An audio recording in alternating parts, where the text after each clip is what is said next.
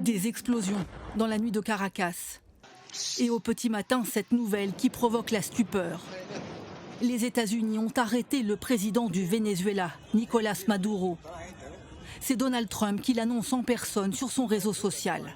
Le président Nicolás Maduro a été capturé ainsi que son épouse et évacué du pays par avion.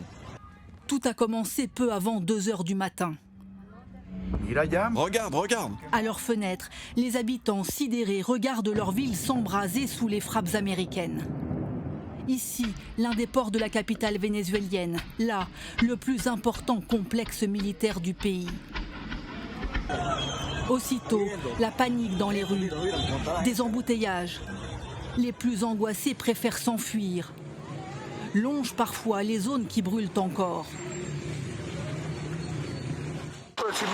Il y a 1h30, on a entendu les avions survoler la ville et les explosions, au moins 8 ou 10.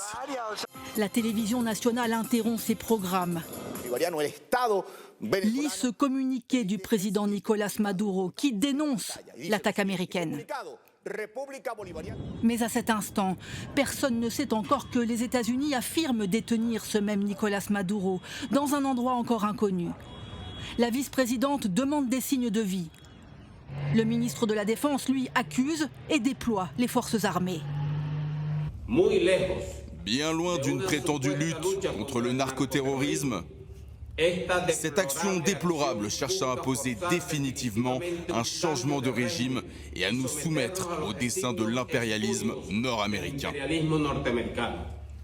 Depuis des mois, les États-Unis font pression sur le président Maduro, que l'on voit ici lors de sa dernière interview télévisée.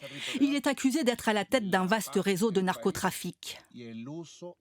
Trump avait bien annoncé qu'il voulait la fin du régime Maduro. Alors tout ça s'est enveloppé derrière l'affichage de la lutte contre le narcotrafic. Mais derrière ça, vous avez quand même la volonté de faire tomber le régime de Maduro. Il y a aussi les problèmes de l'immigration qui apparaît en arrière-plan.